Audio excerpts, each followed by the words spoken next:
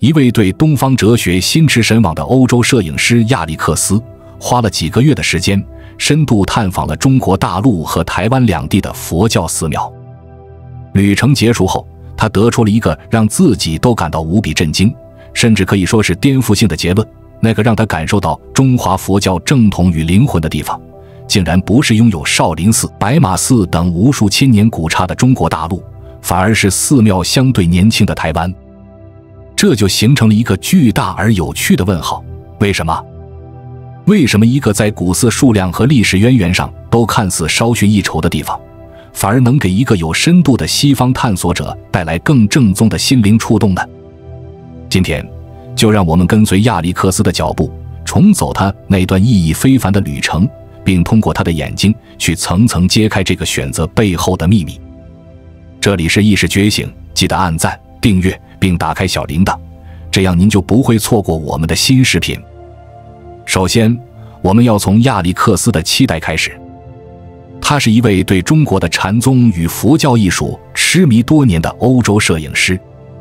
在他的想象中，中国大陆那片拥有数千年历史的土地，是他此生必去的精神故乡。他精心规划了长达1个月的旅程，背上沉重的摄影器材，踏上了这片他魂牵梦绕的土地。第一站是中国一座几乎所有西方人都听说过的千年古寺——少林寺。然而，当他支付了一笔相当于欧洲一座中型博物馆门票价格的费用，穿过那个5位级景区检票口时，巨大的失落感瞬间将他包围。预想中的宁静当然无存，取而代之的是导游们举着5颜6色的小旗，用高音喇叭循环播放着夹杂野史与迷信的解说词。古老的庭院里被各种贩卖所谓开光护身符、廉价佛珠手串和大师书法的商业摊位挤得满满当当，空气中弥漫的不是他想象中淡雅的檀香，而是烤肠、玉米和各种小吃的混合气味，与远处功德箱投币时发出的叮当声交织成嘈杂的吵闹声。亚历克斯试图寻找一片清静之地，他走进一座雄伟的大殿。殿堂无疑是壮丽的，重修的佛像金碧辉煌，却让他感到一种冰冷的距离感。他发现殿堂的角落里赫然摆放着一台微信支付和支付宝的扫码机，旁边立着一块设计精美的价目表，上面用中英双语清晰地写着各种商品的价格。几位身着僧袍，看起来更像是销售人员的工作人员，热情地向他与周围的游客介绍一款价格高达数千元的头香，并暗示说烧了这炷香就能得到佛祖最优先的保佑，保证你升官发财。他与身边一位同样来自西方的游客交流，对方苦笑着说：“我感觉自己像是在参加一场商品推销会。”旁边一位中国本地的游客则低声抱怨：“现在的寺庙比商场还贵，拜佛都快拜不起了。”亚历克斯感到一种深深的荒诞感。他想拍摄一张僧人潜心修行的照片，却发现遇到的僧侣要么在低头刷着智能手机，要么就是排着长队等待与游客们合影。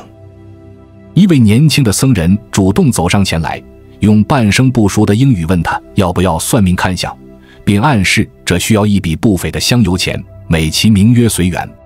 亚历克斯礼貌地拒绝了。他看到僧人眼中闪过失望，然后迅速转向了下一位游客。那一刻，亚历克斯在他的旅行日记中写道：“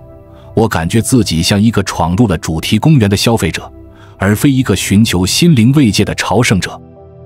这里的一切，建筑是宏伟的，历史是悠久的，但灵魂似乎已经不见了。佛在这里更像是一个被精心包装起来的 IP， 用来创造营收，而僧人则是这个商业链条上的员工。我所追寻的那个宁静、智慧的中国，难道只存在于古老的书籍中吗？”带着这份沉重的失落，几个月后，亚历克斯因为一个偶然的工作机会来到了台湾。他对这里的寺庙本不抱任何期待，在他看来，这些大多建于近代，在国际上名不见经传的寺庙，大概只是大陆那些主题公园的复制品。某个周末，他散心走进台北近郊一座名为法鼓山的禅修中心。没有雄伟的山门，没有收费的窗口，只有一条清幽的山路。他悄然走入，立刻被一种截然不同的氛围所包裹。这里异常安静，只能听到风吹过树叶的沙沙声与远处山谷中传来的诵经声。整个建筑群的设计是一种现代风格，与自然环境完美的融为一体。没有人上来打扰他，没有人向他推销任何东西。他看到殿堂的角落里有一个小小的写着随喜功德的木箱，但周围空无一人。一排排的书架上整齐地摆放着各种经书和介绍佛教文化的小册子。他加入了一个短暂的禅修体验课程，带领课程的是一位年轻的比丘尼，他拥有社会学的硕士学位，英语流利而标准。他用科学和现代的语言引导大家安抚自己焦虑的念头。在场的有白发苍苍的老人，有带着孩子的父母，也有像亚历克斯一样好奇的外国人。所有人都沉浸在一种祥和的氛围中。课程结束后，亚历克斯与一位在寺庙里服务的义工交谈。让他惊讶的是，这位正在厨房里默默洗菜的义工，退休前竟是一位事业有成的企业家。这位企业家告诉亚历克斯，他每周都会来这里服务2天，因为在这里他能找到在商业世界里无法获得的内心平静。他觉得这比赚钱更有意义。当亚历克斯正举起相机对准一尊观音像时，一位年长的师傅端着一杯乌龙茶走到了他身边，用温和的英语轻声说：“施主，请喝茶，慢慢看，不着急。”那一刻，亚历克斯说，他感觉自己像是被一道温暖的光击中了。他看到师傅眼中那份纯粹的善意与宁静。那天下午，他与那位师傅坐在大殿的屋檐下，从禅宗聊到了摄影。师傅像一位智慧的长者，分享着自己对于生活与世界的观察。亚历克斯在他的日记中写下了与大陆之行截然不同的一段话：今天，在一个我完全没听过名字的台湾道场里，我找到了一直在寻找的东西。那不是宏伟的建筑，不是古老的文物，而是一种活生生的精神性。我终于明白，真正的道场不在于寺庙的大小，而在于人心的状态。在这里，佛不是一个遥远的需要用金钱去交换保佑的偶像，而是一种可以被亲身感受到的温暖而真实的存在。这里的每一个人，无论是僧人还是义工，他们的眼神里都有一种我在别处从未见过的平静。亚历克斯的经历并非个例，他代表了无数亲身到访过两岸的有深度的外国游客真实普遍的感受。那么，为什么同样是传承自中华文明的佛教寺庙，在海峡两岸会呈现出如此天壤之别的气质呢？这背后到底隐藏着怎样的原因？答案有3个：商业化、体制以及文化传承。让我们先来解构过度商业化这个问题。亚历克斯在大陆寺庙所感受到的那种主题公园感，其根源正是一种极致的商业化浪潮。在中国改革开放后，宗教政策有所松动，各地开始修复和重建寺庙。但与此同时，一种宗教搭台、经济唱戏的地方发展模式也开始盛行。许多地方政府将本地的知名寺庙视为一个可以创造 GDP、增加财政收入的优质资产。他们会成立旅游开发公司或宗教文化投资集团，对寺庙进行商业化的包装与运营。在这种模式下，寺庙的门票收入、商业摊位、租金，甚至香火钱，往往都需要与地方政府或旅游公司按照一定比例进行分成。这就使得寺庙本身背负上了巨大的营收压力。寺庙的管理者，其身份更像是一个景区的 CEO， 而非一个清修的住持。他的首要任务不再是弘法利生，而是如何提高游客数量与消费额，如何完成上级单位下达的 KPI。 为了完成业绩指标，他们开发出各种收费项目。于是我们看到了各种光怪陆离的景象，甚至一些寺庙还搞起了承包制，将一个个殿堂外包给个人或公司，任由进行各种算命、看相、兜售伪劣古玩的商业活动。这种商业化的侵蚀对佛教自身造成了严重伤害。而这种将商业化推向极致的最广为人知的缩影，莫过于少林寺。在亚历克斯的旅程之前，他就已经通过 BBC、纽约时报等西方媒体的报道，对那位被誉为少林 CEO 的方丈释永信有所耳闻。在过去的20年里，释永信以其惊人的商业头脑，将少林寺从一个破败的古寺打造成了一个庞大的商业帝国。他推动少林功夫在全球进行商业巡演，将少林注册为商标，开发网络游戏，授权拍摄电影，甚至一度传出要将少林寺打包上市的计划。这种做法无疑为少林寺带来了巨大的国际声誉和难以估量的财富，但也让他在全世界面前成了一个充满争议的符号。而在最近，这位曾经在世界上都具有相当影响力的中国佛教代表人物，最终因其涉及的经济和个人问题被正式立案，刑事调查。释永信的出世绝不仅是一个花和尚的个人贪腐故事那么简单，他是一个被体制深度捆绑的宗教领袖，在名利与权力的漩涡中，最终迷失自我的必然结局。在一个将宗教视为创收资产的体制中，一个懂得迎合权力、善于资本运作的政治和尚，自然会比一个潜心修行的苦行僧更容易获得资源与地位。这个体制鼓励甚至奖励这种商业化的成功，直到它变得过于庞大、功高震主，足以对体制构成威胁时再将其抛弃。这恰恰证明了，在这样一种不伦不类的党佛体系下，佛早已不是佛，信仰最终沦为了权力与资本的附庸。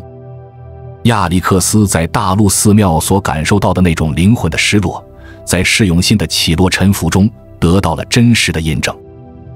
而在台湾，情况则截然不同。台湾的佛教寺庙，其发展路径更多依赖于民间社会的力量。台湾的寺庙，其主要的经济来源是来自民间信众的完全自愿的捐赠和供养。由于没有地方政府的营收压力，也没有上市融资的冲动，他们可以更纯粹地将资源用于弘法、教育和慈善事业上。以台湾4大佛教山头佛光山、法鼓山、慈济、中台禅寺为例，他们都建立了庞大的社会服务体系。佛光山在全球创办了数十所大学、中学和小学，推动人间佛教的理念。慈济的慈善网络遍布全球，在世界任何一个角落发生灾难时，几乎都能看到他们蓝天白云的身影，其骨髓捐赠资料库更是救人无数。法鼓山则致力于推动高品质的禅修教育，为现代都市人提供精神慰藉。这些行动不仅为他们赢得了广泛的社会尊重与民众支持，也形成了一种良性循环。寺庙越是致力于服务社会，就越能得到社会的供养，而越是得到供养，就越有能力去进行更大规模的弘法和慈善。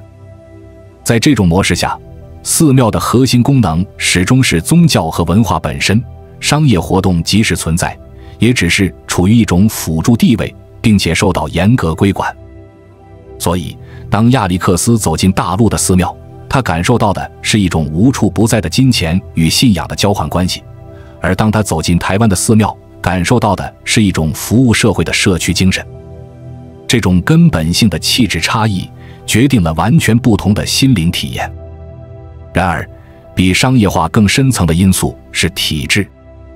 在中国大陆，由于其特殊的政治体制，所有的宗教包括佛教都必须接受来自党政系统的领导与管理。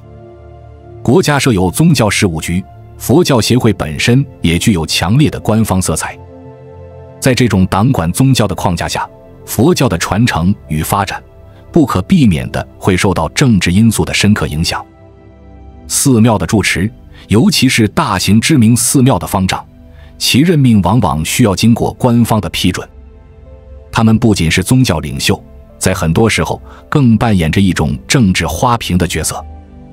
他们需要定期参加各种政治学习，在公开场合发表符合官方主旋律的讲话，甚至他们的晋升都与官方保持良好关系息息相关。这种体制导致了所谓的政治和尚的产生。在这种环境下，佛教的核心教义有时会被扭曲和改造，以服务于政治议程。佛不再是那个引导众生觉悟解脱的佛，而是一个被赋予了爱国、拥护党政领导的党佛。僧人也不再是追求六根清净的出家人，而更像是在宗教系统内上班的公务员。而在台湾，情况则再次呈现出鲜明的对比。由于台湾是一个开放、多元的自由民主社会，宗教信仰自由是受到宪法保障的基本人权。政府对于宗教事务不进行干预，这为佛教的健康自主发展提供了肥沃的土壤。台湾的佛教团体可以自由地发展传教，自由地与国际社会进行交流。他们不需要看政治人物的脸色，大多数寺庙都以财团法人的形式运作，拥有独立的法人地位，其财务状况需要接受社会监督。这使得台湾的僧人能够更纯粹地去遵守佛教的清规戒律，去深入地研究与传承佛法。许多在台湾出家修行的僧人都具有极高的学历和广阔的国际视野，他们中不乏有博士、硕士学位的知识分子。他们用现代的语言与方法去诠释古老的佛法智慧。例如，正言法师所倡导的心灵环保，星云大师所推动的人间佛教，都对台湾社会产生了深刻和积极的影响。他们让佛教不再是深山古寺里不问世事的玄学，而是能够走进现代人生活，帮助人们解决现实烦恼的一种生活哲学。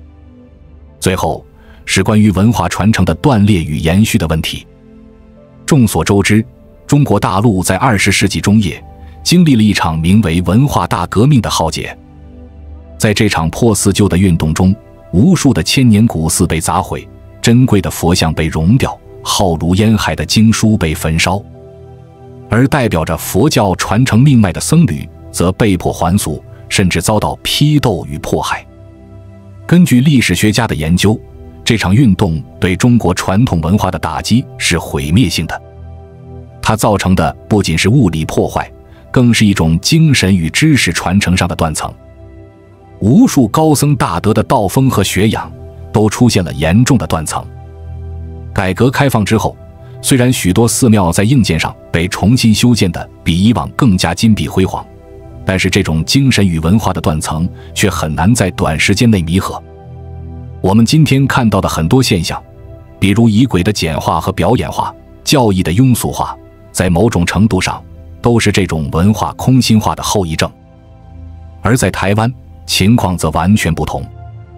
1949年前后，随着国民政府迁台，一大批来自大陆各地的高僧大德，如南怀瑾法师、白胜长老，以及被誉为玄奘以来第一人的佛学泰斗印顺导师等人，也随之来到了台湾。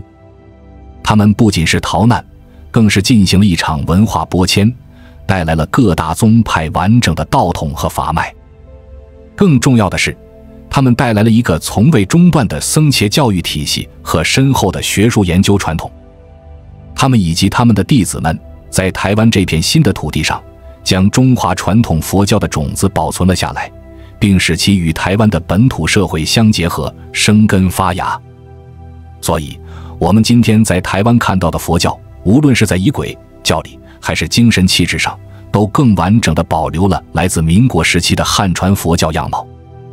所以，当亚历克斯这样的西方探索者带着对东方智慧的向往来到两岸时，他所感受到的巨大差异，其背后正是这两条截然不同的历史路径所导致的结果。台湾的自由、民主和多元的公民社会，为其传统文化的健康传承提供了一片重要的土壤。它证明了，现代化并不必然意味着对传统的抛弃，一个开放的社会反而更能让古老的智慧焕发出新的生命力。或许，对于全世界所有关心中华文化未来的人来说，台湾的经验提供了一个宝贵的参照。一个真正自信的文明是不怕开放、不怕交流的，因为他相信那些真正有价值的、属于全人类的精神瑰宝，只有在自由的空气中才能被最好的保存，并世代相传。